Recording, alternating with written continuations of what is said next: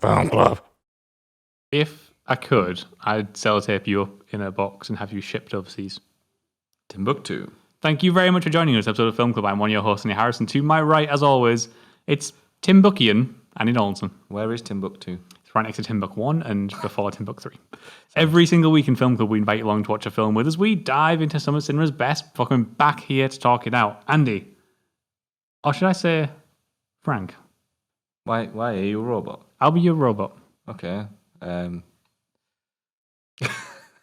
That's a robot's little figure. Yes, we did Robot and Frank, an old film that he actually told me to watch a while back. 2012, I believe it's from. And it's a story about a guy who's on the kind of got Alzheimer's / dementia. Can never tell the difference between those two.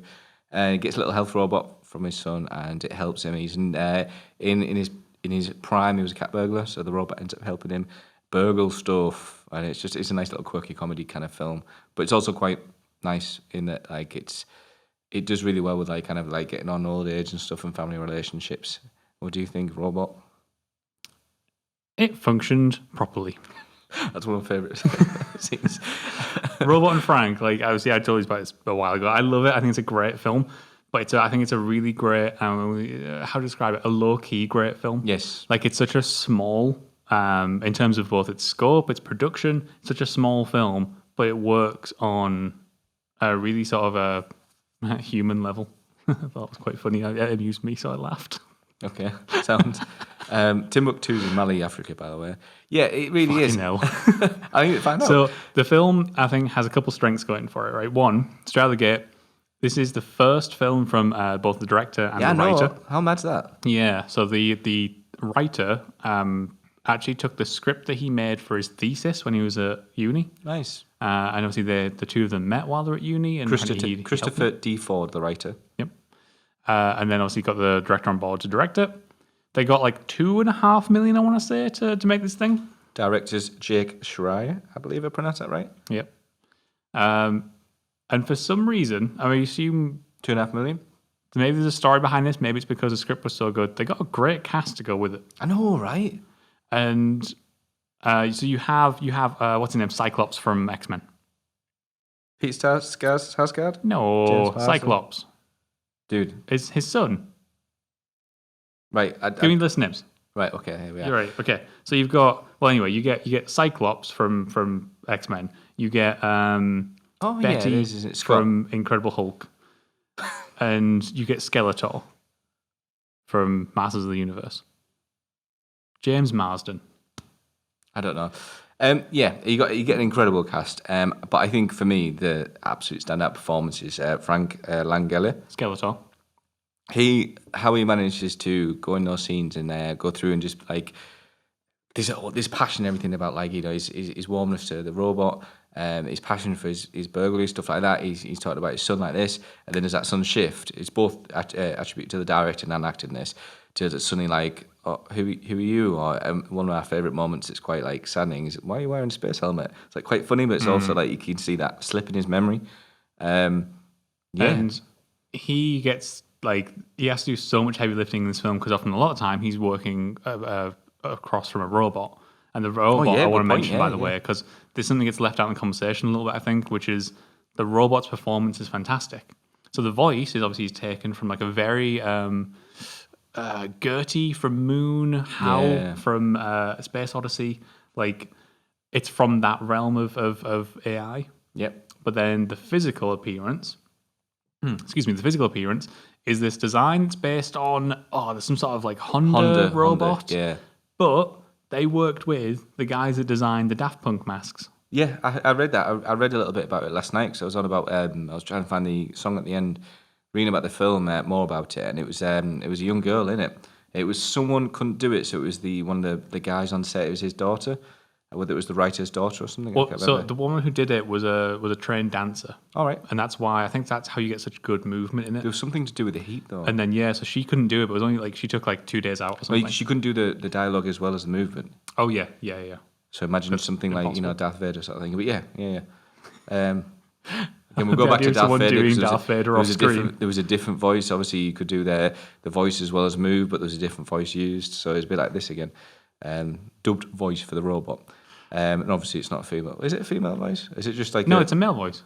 Yeah, but I'm saying that is it like fully automated on a computer like Microsoft Sam, or is it actually like someone got it and modulated the voice or something? No, I think it's somebody's voice, right? Yeah, I would say who's so. credited for it? I don't know. We'll find out. If you know who voiced Robot, let us know down below. True. So to do that performance, and you can see like from the start of the film, I was thinking I can't remember how Robot did. Obviously, robots like that, but then the way it moves, you can actually see there's like a bit of a human performance behind it, despite it being quite like kind of stagger movements like that. You know, really well played. So then you get the rest of his family. Obviously, James Marsden. You get his Liv Tyler. Yeah, his daughter, Madison. And then who plays his wife? Susan Sarandon. Does fantastic chemistry. They all do really such a fantastic job. And then the reveal there is obviously the thing that's kept from the audience right up until the end is that actually the librarian who's been going and flirting with all the time turns out to be his wife. Yeah. Now, upon watching this for like the second time, is this your second time too? Yeah. No, it was just like the fourth or fifth time. I've watched this quite a bit. You get this lovely moment early on that kind of like suggests it. And like, it's not until the second time watching it where you go, oh, and I really want to make sure it's featured down here. It's the moment where he gets a call from Hunter, his son. Oh, yes. And he goes, Hunter. And she, obviously knowing that he's got these memory issues and doesn't want him picking up the phone to his son and being like, who's this? Says it's your son Hunter to prompt him. Yeah. But also as an audience member, it kind of throws us off. Yeah. Because she's asking the question like, oh, is that your son Hunter? But I noticed that second it's right so time. Good. But you also see the other part as well is when he's like, obviously, when she's there with a pie and he's obviously doing something, he's lost his memory, there's little moments here and there, and you can see her like, kind of like, oh, fuck, we nearly had it. Yeah, her frustration of like, are we going through similar emotions I did 30 years ago or something? Yeah. She excels in this, and like I said, their chemistry is fantastic. I think it's just a great performances all around, as you said. Obviously, especially Robot as well. But yeah, Frank Langella, he absolutely nails it. Favorite line from the film? It's what you say with the two robots. I like that, but I also quite like. It's time for your enema, Frank. That's hilarious. I think we need a little shout out to the music because I don't know if you paid much attention. It's really subtle. So you're like this. It's Francis and the Lights, and that's who do the guys that do the song at the end, which is, by the way, a really feel good song. I love a good film. I love a good like kind of low key film, like you said, and it's just got this really feel good song at the end. There's a few different ones that come to mind when I'm watching this stuff, and I'm like, yeah, I'm feeling good at the end. Like Crazy has a really good low key kind of film with a really good feel good song at the end. I think Stars or something it's called. And this is I can't remember the actual name of the song, but it's absolutely fantastic. But yeah, Francis and the Lights. I'm not entirely sure whether they did the little subtle kind of like the composition, like the little sort of like kind of synthesizer movements, or like a little bit of here and there with the guitars and stuff. I imagine they did. They're credited down there, but it was really, really nice, really subtle, and helped lead the way forward. And very much like the whole tone of the film, very unusual for a sci-fi film. Yeah, like I think this is one of the things that strikes people the most when they first watch it is that the film is not like your typical sci-fi dystopian future where like technologies run amok and it's destroying everybody, it's turning everyone into horrible people. It's not. It's not even a utopian future where technology is wonderful and it's fixing everything for everybody. It's like smack in the middle. It's still technology just exists. Yeah, it has both infancy, good and bad elements to it. Because like the bottles, I'm functioning at great capacity and stuff like that. Yeah. What do you think of the cinematography of this film? I think it's beautiful. It's a really understated type of cinematography where everything's quite muted. They do tons of handheld. I love the outside moments and in the forest and everything. It's just really nice. It's just I feel like it's got loads of clarity. Yeah. It's got a very bogged down with all this like you said, color grade and all this other stuff. Not that it's not got color grade. Very muted color palette. But that's intentional. There's quite a lot of grading going on to achieve that sort of palette. Right. Okay. But I love its use of handheld. It's one of my favorite techniques in sci-fi. A way of grounding something that's a little bit more like beyond our realm of experience is to give us a very sort of rough approach to camera work. And the way of just like handheld can be a difficult technique to kind of justify a lot of the time.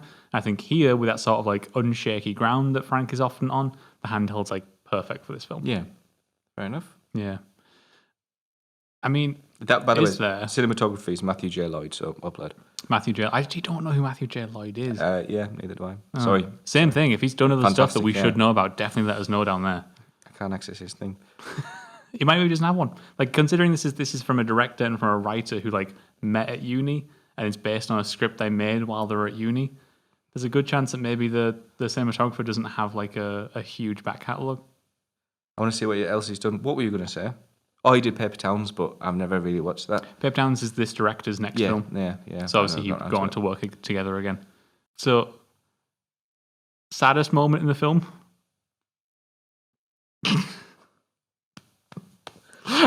Wait, I'd found it quite sad. It's really sad. I was like, he turns him off and he has to reset him just to get away. When I watched it the first time, I was adamant that watching it the second time, thinking about the first time, I was adamant that Robot came back. But I remember it was that moment where he saw Robot in the actual hospital. Then he saw two of them. It was that look away as if, oh no, it's like Robot isn't an individual. It's like mass-produced robots. I was like, Robot doesn't actually get his happy ending. Quite a sad ending. Yeah. So he does get his garden though in the end. It's nice. Yeah, true. His garden lives on. Yeah. So there is Robot and Frank. You can let us know in the comments below what you thought of Robot and Frank, or you can hit us up on Twitter, as always. But we are going back once again next week, where we take a look at a recommendation coming from Painted Jaguar. And what is that film? He has recommended Kelly's Heroes, which I've never seen, so keen to see this. I am so looking forward to this. If you have any recommendations, don't forget to pop them down there in the comments. Until next week, get watching. And paint your Jaguar.